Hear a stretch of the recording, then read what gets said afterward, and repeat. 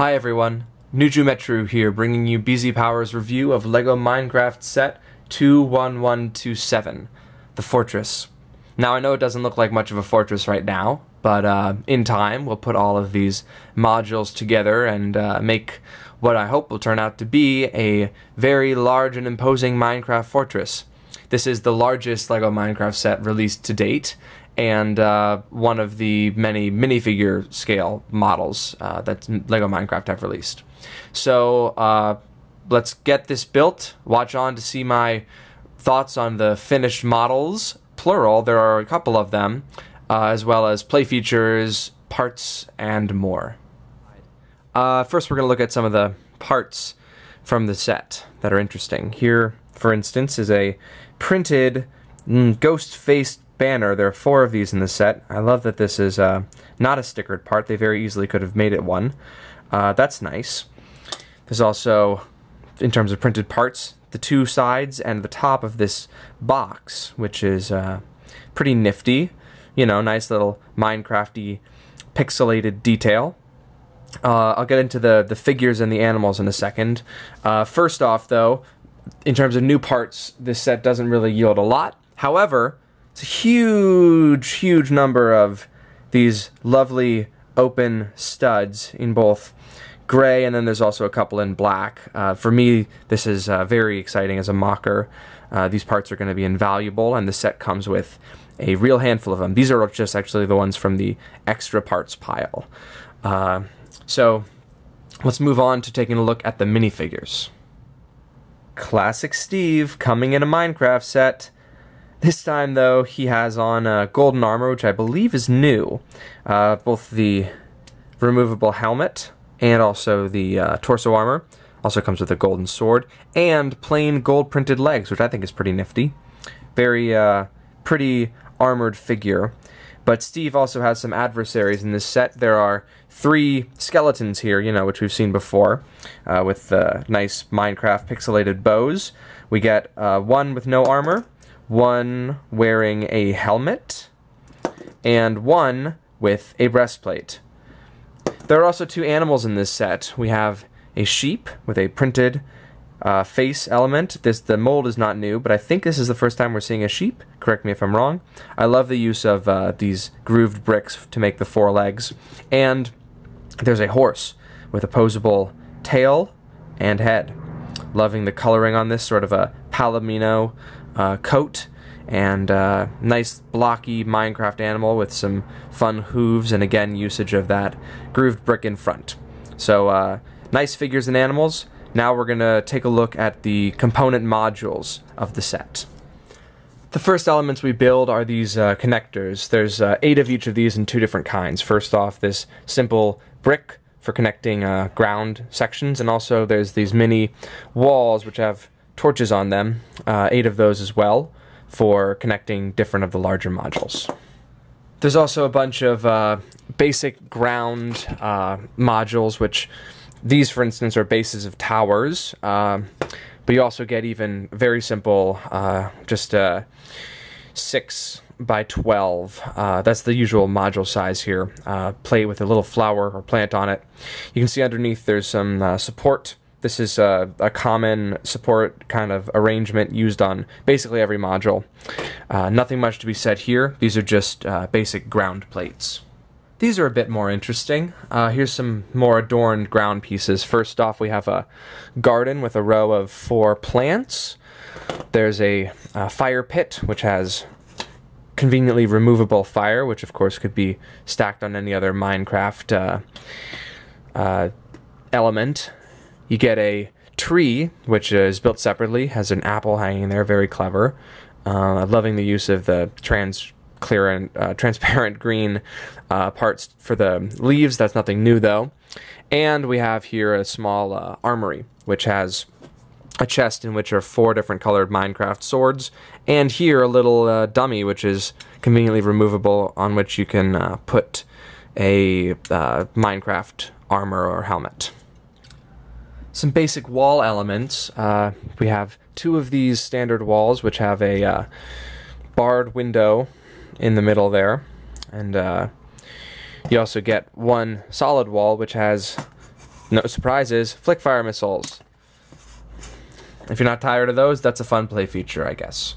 Of note, the tops of the missiles are actually transparent, or hold studs. The fortress includes a few water-type elements, too. We have two of these banks, one of which has miscellaneous plants, one of which is growing a carrot. I love the sort of water plants on the side there.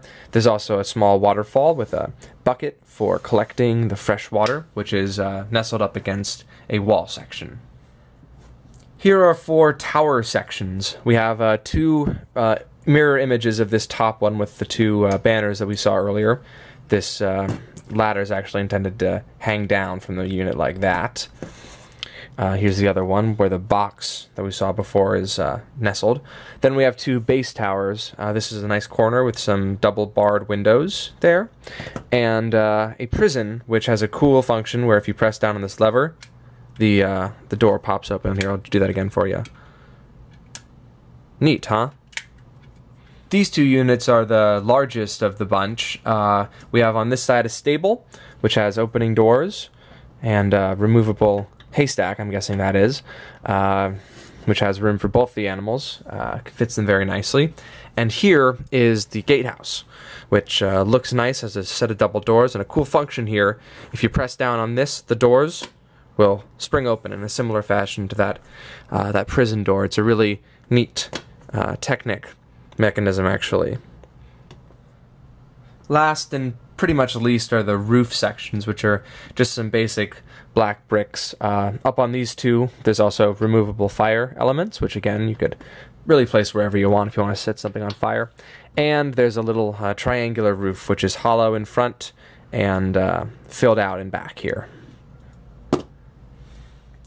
So all those modules I just showed you, we use Instruction Manual 1 to build them. Instruction Manual 2 is what you actually use to put them together and make the first Minecraft fortress design. And here's the main model of the set. As you can see, it's a lovely, fully enclosed fortress. You've got the gate in front and 2 towers on either side.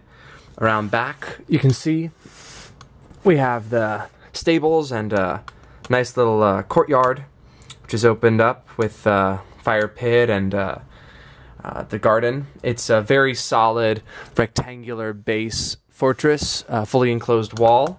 Overall, a really, really neat looking symmetrical sort of fortification. 3 other designs are also spelled out in their own instruction booklets. Here is design number 3. Here we have the first of the alternate models. As we can see, moving up, this is what I like to call the tower model. It uses all 4 of the tower segments to build a much larger tower. And then down here at ground level, we still have the stable, the gate, the smaller courtyard, and there's sort of grounds to all sides where the skeletons are attacking from. This is a really cool and different silhouette. Design number 4 looks like it's just a big wall, which is pretty cool, but won't fit in my photo studio, so I'm gonna neglect from building it. Let's move on to number 5. And here's another combo model. This one I like to call the Bastion, because it's a big knot of different castle parts over here, surrounded by various grounds. I mean, over here we've got actually one of the roofs in the corner there, used as a fire pit, but also the tree, the gardens. Interestingly, 4 of the wall parts are used here to connect a hub, sort of making it just a torchy area that Steve is standing on there, and various sort of aqua gardens over to the side, as well as a gate that doesn't really go anywhere. I think this is a pretty cool model. It definitely gives you some interesting different ideas on how to build with the Minecraft set, but ultimately an inferior model to the main version. Well, that about concludes our review. Overall, I found 21127 to be fairly engaging. I'm not a huge fan of the Minecraft games, so maybe my perspective isn't terribly valid, but I think the set doesn't really have a lot going for it in terms of interesting design. which could be said about other of the Minecraft sets, and I do appreciate the recombinability, modularity aspect of this build. However, I really think that the finished product, there's still not significant variations within the set. I wish that each of the castle modules maybe had more different things going on for it. And also, a gripe of mine is just that really the dearth of new and interesting parts, especially those that are not Minecraft specific. However, I will say that as the largest set in the Minecraft wave, this really does offer a lot of Minecraft-y building elements, and I do think that it does a good job, especially in terms of the modularity, with offering Minecraft fans and kids a lot of playability possibilities. Some of the play features, especially that opening door, are also really neat. Okay, thanks for watching. If you want to see a more in-depth review or pictures of the model, you can visit BZPower.com and find my review there. Or just pop into the site anytime for general LEGO news, discussion, and more. Alright, see you next time.